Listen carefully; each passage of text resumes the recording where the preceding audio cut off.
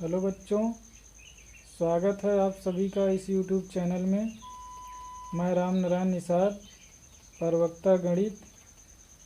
आज के इस वीडियो में हम सिलेबस के बारे में चर्चा करेंगे। आप सभी जैसा कि जानते हैं कि इस समय कोरोना महामारी चल रही है, जिसको देखते हुए माध्यमिक शिक्षा परिषद के अनुसार पाठ्यक्रम में 30% की कमी की गई है और आपको 70% पाठ्यक्रम दिए गए हैं, जिसके अनुसार आपका प्रश्न पत्र बनाया जाएगा और आपको उस 70% पाठ्यक्रम को अच्छी तरीके से पढ़ना है। अभी मैं आपको कक्षा 12 गणित के 70% पाठ्यक्रम को बताने जा रहा हूँ। सत्र 2020-21 गणित का पाठ्यक्रम, कक्षा 12 के गणित का पाठ्यक्रम। अगर इकाई 1 देखा जाए तो इकाई 1 है हमारा संबंध एवं फलन। यहाँ से जो हमारा पेपर बनेगा वह 10 अंक का होगा। इसमें हमें पढ़ना है संबंधों के प्रकार। संबंधों के प्रकार में जिसमें हमें स्वतुल्य संबंध, सममित संबंध, संक्रामक संबंध तथा तुल्यता संबंध, एकैकी तथा आच्छादक फलन। और दूसरे अध्याय की बात करें, जो दूसरा अध्याय है हमारा प्रतिलोम त्रिकोणमिति फलन। इसमें हमें प्रतिलोम त्रिकोणमिति फलन की परिभाषा, इसका परिसर, प्रांत, मुख्य मान शाखाएं, इन सभी चीज़ों का अध्ययन इकाई 1 के अंतर्गत हमें करना है, जो कि ये हमारा 70% गणित का सिलेबस है, जो कि कोरोना के दौरान हमें पढ़ना है। अब इकाई 2 की बात करें। इकाई 2 से हमें जो है इकाई 2 से बनने वाले क्वेश्चन में जो अंक आए होगा वो हमारा 13 अंक होगा। यहाँ से क्वेश्चन 13 अंक के बनेंगे।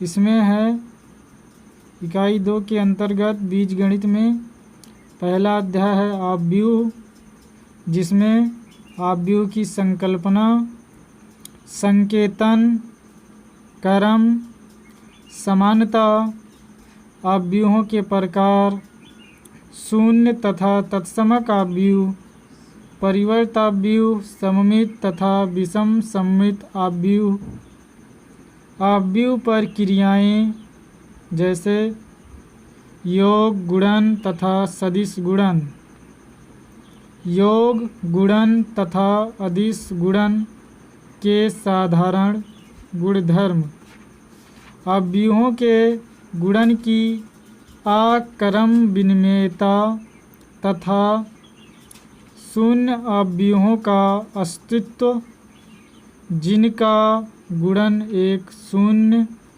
आव्यूह है। यहाँ अगर क्रम की बात करें तो हमारा आव्यूह का क्रम 2 होगा, अर्थात आव्यूह 2 गुणे 2 के क्रम का होगा। प्रारंभिक पंक्ति तथा स्तंभों की संक्रियाओं की संकल्पना, व्युत्क्रमणीय आव्यूह तथा व्युत्क्रम की अद्वितीयता यदि उसका अस्तित्व है।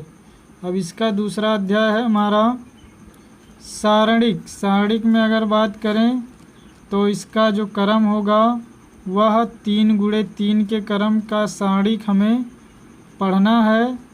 इसमें क्या पढ़ेंगे हम?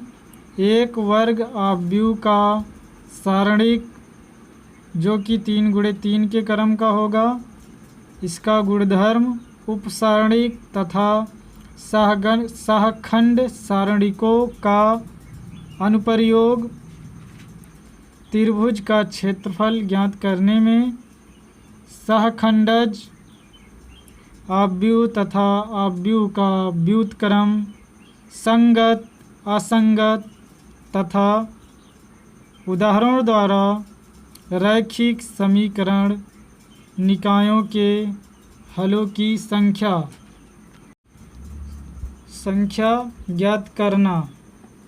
2 अथवा 3 चरों में रैखिक समीकरण निकाय को जिसका अद्वितीय हल हो, आव्यूह के प्रतिलोमों का उपयोग कर हल करना। इकाई 3 जो कि कलन है, यहाँ से 44 अंक के क्वेश्चन बनेंगे। इसमें क्या है, पहला अध्याय जो है सतता तथा अवकलनीयता। यहाँ से हमें पढ़ना है सतता तथा अवकलनीयता, संयुक्त फलनों का अवकलन, श्रृंखला नियम, प्रतिलोम त्रिकोणमितीय फलनों का अवकलन, अस्पष्ट फलनों का अवकलन, चर घातांकी तथा लघुगणकीय फलनों की संकल्पना तथा उनका अवकलन। लघुगणकीय अवकलन प्राचल रूप में व्यक्त फलनों का अवकलन, द्वितीय क्रम में अवकलन।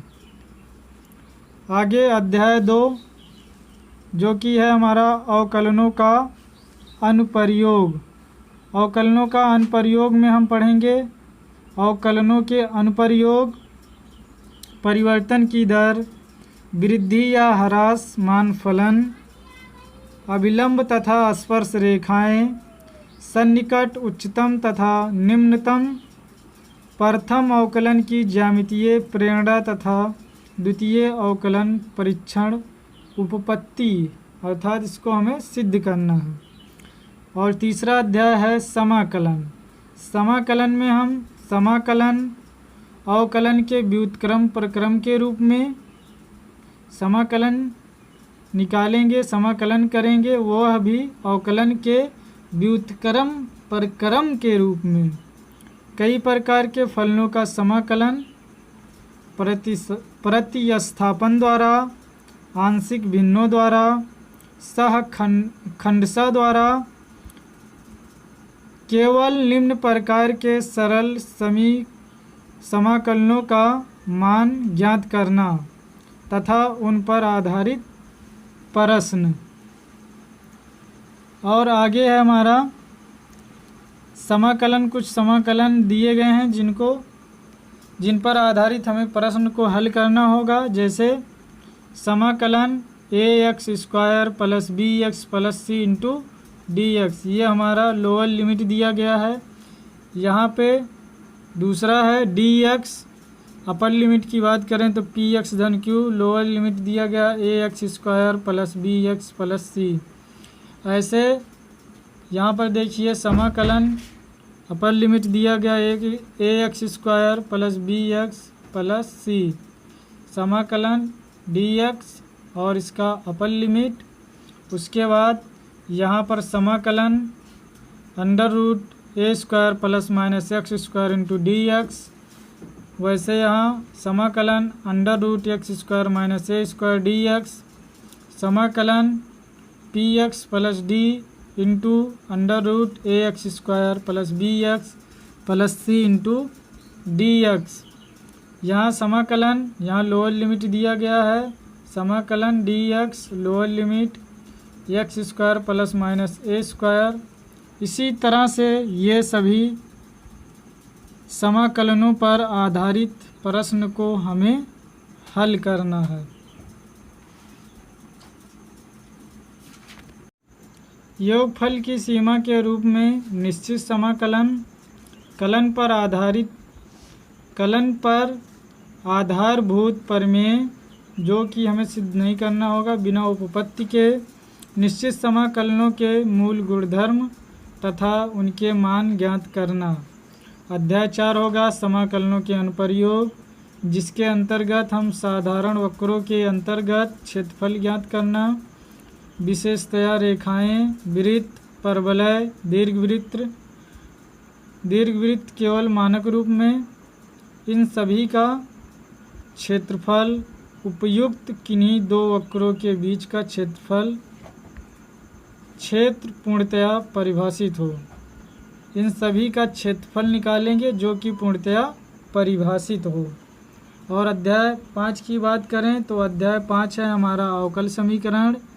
इसके अंतर्गत हम पढ़ेंगे अवकल समीकरण की परिभाषा, कोट एवं घात अवकल समीकरण का व्यापक एवं विशिष्ट हल, दिए हुए व्यापक हल वाले अवकल समीकरण बनाना, पृथक्करणीय चर के तरीकों द्वारा अवकल समीकरणों का हल, प्रथम कोट एवं प्रथम घात वाले समघातीय अवकल समीकरणों का हल, निम्न प्रकार के रैखिक अवकल समीकरणों का हल जो हमें दिया गया है dy upon dx plus P Y is equal to Q, जहाँ p और q x के फलन हैं, और दूसरा है dx अपान dy प्लस पी एक्स बराबर q, जहाँ p और q y के फलन हैं। अब इकाई 4 की बात करें तो इकाई 4 है हमारा सदिश तथा त्रिविमीय ज्यामिति। यहाँ से जो क्वेश्चन बनेगा वह 17 अंक का होगा। इसमें हमें पढ़ना होगा सदिश तथा अदिश, एक सदिश का परिणाम व दिशा, सदिशों का दिक् कोसाइन अथवा दिक् अनुपात, सदिशों के प्रकार, समान सदिश, मात्रक, शून्य, समांतर तथा रेखीय सदिश इत्यादि के बारे में पढ़ेंगे।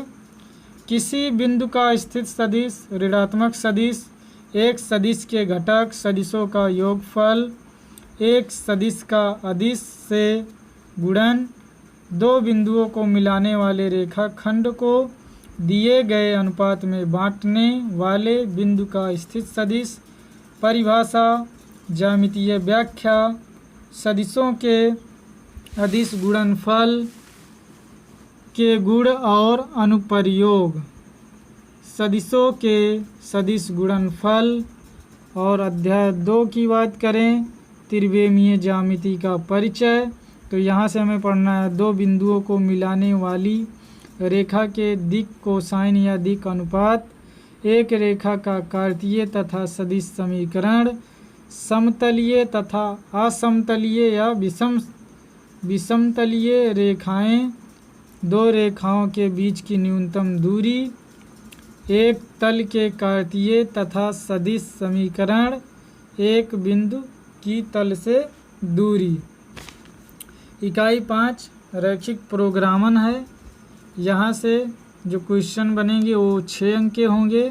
इसमें रैखिक प्रोग्रामन की परिभाषा, संबंधित पद जैसे व्यवरोध, उद्देश्य फलन, इष्टता, हल की परिभाषाएं, रैखिक प्रोग्रामन, समस्याओं के विभिन्न प्रकार, रैखिक प्रोग्रामन समस्याओं का गणितीय सूत्रण, दो चरों में दी गई समस्याओं का आलेखीय हल, सुसंगत तथा असुसंगत क्षेत्र, ससंगत तथा असंगत हल, इष्टतम सुसंगत हल, इष्टतम सुसंगत हल। अगला है इकाई 6 जो कि है प्रायिकता। यहाँ से जो क्वेश्चन बनेंगे वो 10 अंक के होंगे। यहाँ हमें जो पढ़ना है हमारे पाठ्यक्रम से संबंधित जो प्रश्न बनेंगे वह है प्रायिकता का सशर्त अथवा प्रायिकता का सप्रतिबंध, प्रायिकता का गुणन, नियम, स्वतंत्र घटनाएं, कुल प्रायिकता तथा बेज प्रमेय। तो यहीं पर आज का हमारा ये वीडियो समाप्त होता है। अगर आप सभी को किसी और विषय का पाठ्यक्रम चाहिए तो कृपया कमेंट बॉक्स में कमेंट करिए और अत्यधिक जानकारी के लिए हमारे चैनल को सब्सक्राइब करिए, शेयर करिए और बेल आइकन को दबाइए। धन्यवाद।